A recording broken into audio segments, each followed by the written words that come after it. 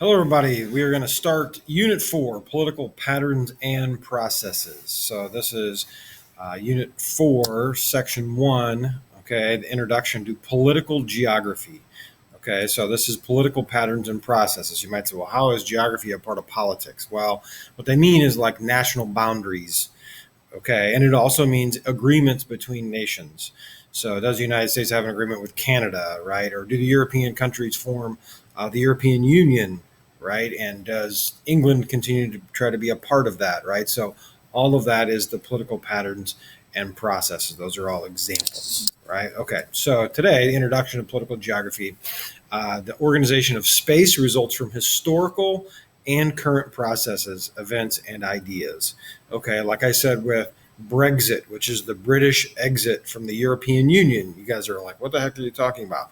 But that's a current event that's taking place right now. A former student of mine lives in England and is going through all kinds of crazy stuff with the lockdowns, but also with Brexit, because a political decision, the United Kingdom, Great Britain, has decided to get out of the European Union and not be a part of a multinational organization anymore.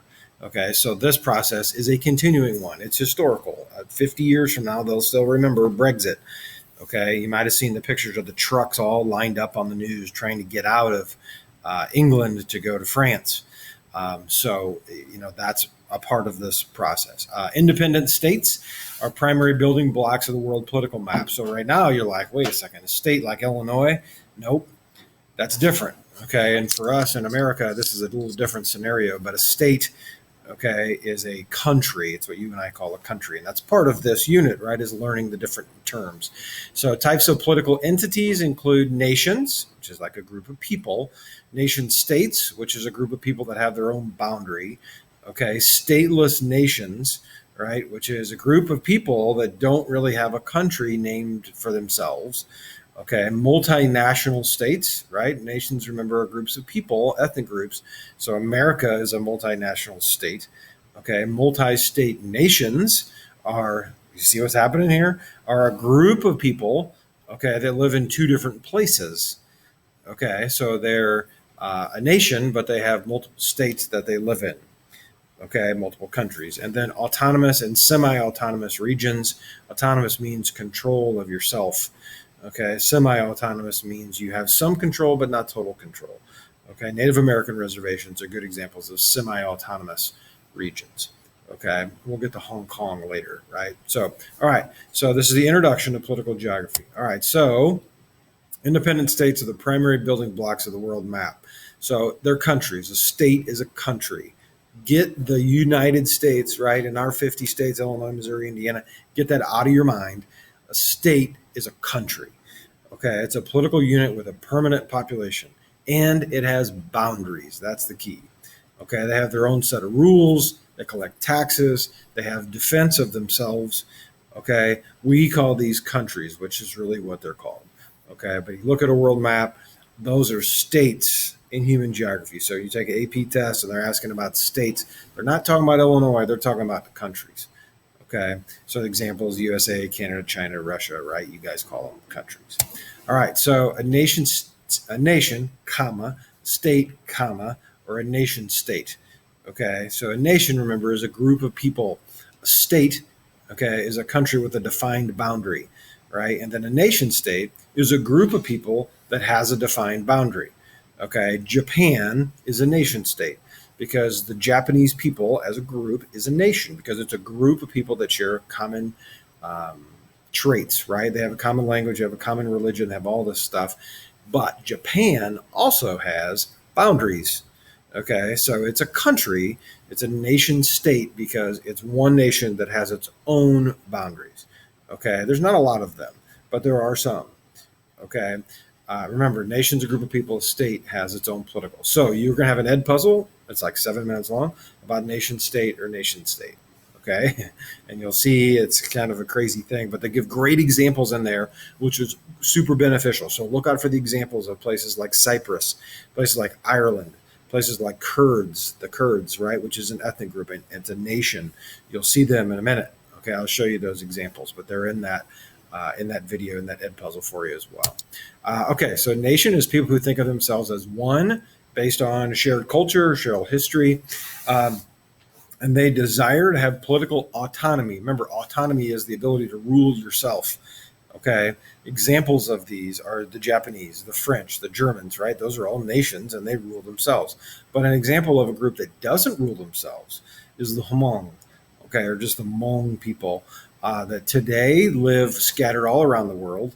Okay. A diaspora. Okay. Remember, diaspora means that's a group of people, okay, that lived in a place and then they were forced to leave for safety reasons, usually religious, okay, but some kind of cultural reason, right? Like the Jews in Palestine, they had to leave, okay, in thousands of years ago, and now they tried to go back there, right? But that was a diaspora when they had to leave. There's a diaspora of all kinds of different ethnic groups. So Hmong is an example, and you'll see it in the video. It's another Ed puzzle. You have two of them today. That's the other one. Okay, a nation state is a state with it's a single nation. Very few of these exist. I gave you the example of Japan already. But remember, it's a nation because it's a group of people. Okay, and it's a state because they have political boundaries. Okay, so they literally have a boundary that separates them from another place. Iceland is another example. Armenia is an example that you're like, I never heard of that.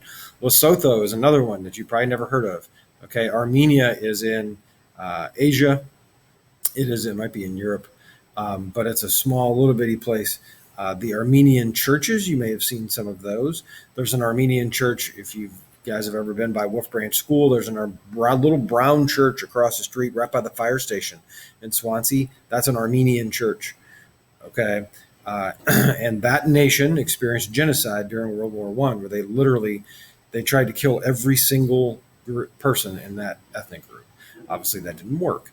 Okay, Lesotho formed in South Africa. It's a little bitty thing. If you look at the map, you'll see South Africa, and then there's little circles. Okay, Lesotho is one of those that's grown out of the segregation that happened.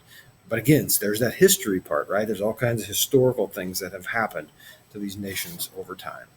Okay, so this is an example of a nationless state. Okay, if you look at the green on this, right, you can see there's Armenia up there at the top. Okay, right above it. So it is in Asia, right above these Kurds, right? So Kurds are a group of people.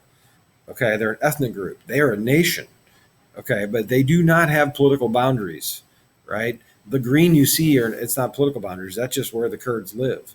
Okay, so you can see part of the Kurds live in Syria. Okay, part of the Kurds live in Iran. Some of the Kurds live in Iraq. Okay, so they're a stateless nation. They don't have a country. They don't have political boundaries. Okay, they have to survive in other places. Okay. Okay, so let's go here. You'll see the example. I'm going to play this little video for you. Stateless nations are nations that do not have their own independent state. Palestinians, although that's changed. The Basque, which you'll see more in a minute. The Hmong are there. Okay, and then the Kurds, I'll show you the video here in a second. So then you have multinational states, a state with two or more nations. Okay, most states are this way, especially in today's world where we can move so much easier, right, of globalization. The United States, Mexico, China, right? There's different ethnic groups in all those countries. Okay, so they're multinational because there's multiple ethnic groups. Okay, nation is an ethnic group. Okay, let's take a look at the Kurds here.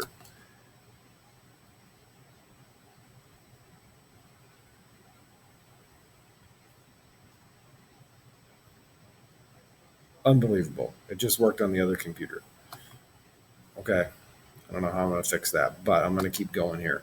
So the Kurds, again, if I go back to this map, they're an ethnic group that do not have a home. And these guys, they have been discriminated against by the Syrians. They've been discriminated against by the people in Turkey, which is another big country up there that you can see, right? The Kurds they're a huge ethnic group, but they don't have political boundaries, right? And so since they're so divided, right, and they're in all these different states, right? They're a multi-state nation, okay? So they're in multiple states. Heck, they're in Turkey, they're in Syria, okay, they're in Iran, they're in Iraq, they're in 4 different places. Okay, and some of them are in Georgia and Armenia. You can see them spread around all over the place. Okay, the Kurds get all kinds of conflict from the people that rule them. So that's a problem for these places. Okay, all right. So the next group that I want you to look at is the Basques, and they are in Europe. Okay, one of my friends, his family is Basque. His grandpa immigrated to the United States from this part of, they were actually from Spain. Okay, so you have northern Spain and southern France here, which again makes them a multi state, because they're in two different countries, a multi state nation. They don't have their own political boundaries. Okay, they're a multi state nation, right? Okay, so that's the red, but that's what the Basques are here. They're a multi state nation. They live across state lines, country lines, and they can either, you can either have a state like Russia or a state that's divided in two like Korea, or be stateless, okay, and have nothing like the Kurds and like the Basques. Let's see if I can get the Basque video to work.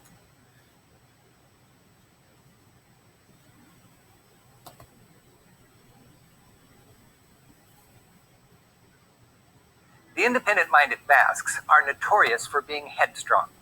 But as a culturally and linguistically unique land surrounded by bigger and stronger nations, the Basques have learned to compromise while maintaining their identity. Much unites the Spanish and French Basque regions. They both share a striking Atlantic coastline with communities reaching far into the Pyrenees.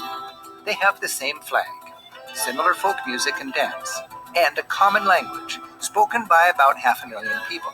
And both, after some struggles, have been integrated by their respective nations. The French Revolution quelled. All right, I should point out their language, right? So their language, we talked about the language groups in the culture unit, right? Unit 3, and you had the Indo-European language, right? Everything around them, British, French, all the different languages. I said British, English, French, Spanish, all those different languages can be traced back to somewhere else. Basque cannot be. And I keep saying Basque because that's how my friend pronounces it, right? The Basque religion cannot be traced. The Basque language cannot be traced to anything. The reason for that is because of their location. Okay, their cultural landscape, there's another term from the cultural unit, is in the mountains, right? Because they were isolated in the mountains, they developed their own language, okay? And they developed their own culture, and they really like to hold on to that culture. That's why they are a nation, okay, that's in that part of the world. Quelled French Basque ideas of independence. And in the 20th century, Spain's General Franco attempted to tame his own separatist-minded Basques. But in the last generation, things are improving.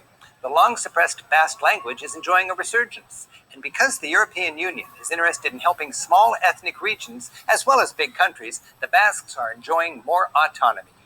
So just who are the Basques?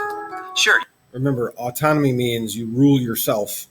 Okay, so the Basques are getting the ability to rule themselves more than they've ever had before. You can still find a few beret-capped shepherds that fit the traditional cliché, but the vast majority of Basques are modern and relatively prosperous city dwellers. Widespread Spanish and French immigration has made it difficult to know who actually has Basque ethnic roots. Locals consider anyone who speaks the Basque language to be Basque. If you know where to look, Basque customs are strong and lively, perhaps nowhere more so than in one of their favorite sports, called highline. Players use a long wicker basket to whip a ball, smaller and far harder than a baseball, off walls at more than 150 miles per hour.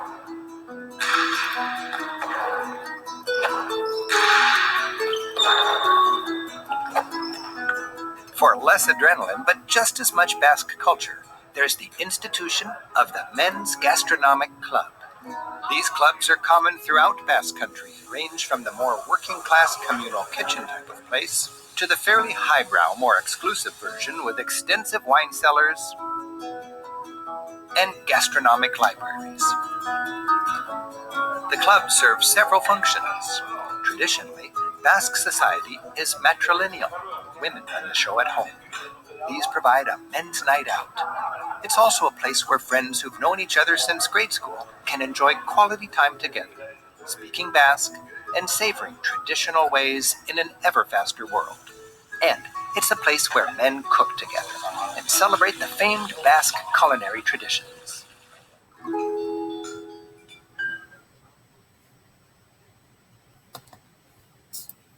All right, so you can see lots of stuff there from Unit 3, right? There's all kinds of cultural stuff going on there. But the Basques, as far as Unit 4 goes, and the political part of this, they are a nation. You can see the culture that they have. They share a similar cultural background. Okay, so you can see that in that video for sure. Okay, So Hong Kong, right? So the Basques were over there in Europe. You saw down here in Southwest Asia. Okay, that's where the Kurds are located. Now you're going to go to more Southeast Asia. Okay, and that's where Hong Kong is at. All right. So it's an autonomous region. There's that word again. Autonomous means self rule. It means you govern yourself, but you're not an independent country. You're still underneath somebody else. Okay. Hong Kong's autonomy has changed, okay, in the last few years.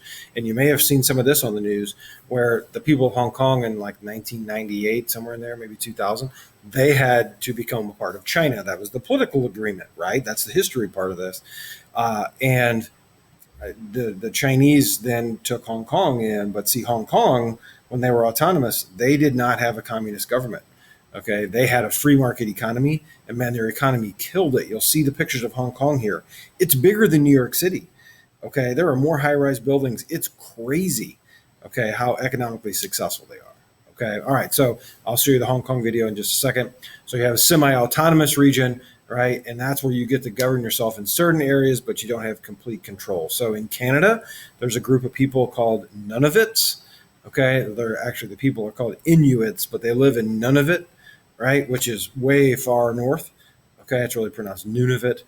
Okay, and it's the part of Canada that you and I probably wouldn't choose to live in because it's so cold.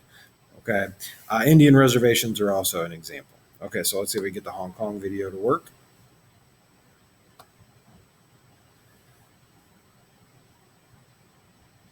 Nope, 0 for 2. Okay, so I just explained, or 1 for 3, I guess. I just explained the basics of that Hong Kong thing is that they were autonomous, but they're not anymore. Now, what's happening is the people of Hong Kong want that autonomy back. And the Chinese government, you know how they are, they don't want to do that. They are communist and they're dictators. They don't want to have that area have control because they're afraid then the rest of China will also want control. Okay, so all right, so that gets us to the end of that section, right? So that brings us to the end of this unit. You guys have to answer some questions on a Google form about what you just saw in here, including the stuff in the Basque video. Okay, there's also 2 ed puzzles for you to do that come from this. Okay, all right, that's our start of political patterns and processes.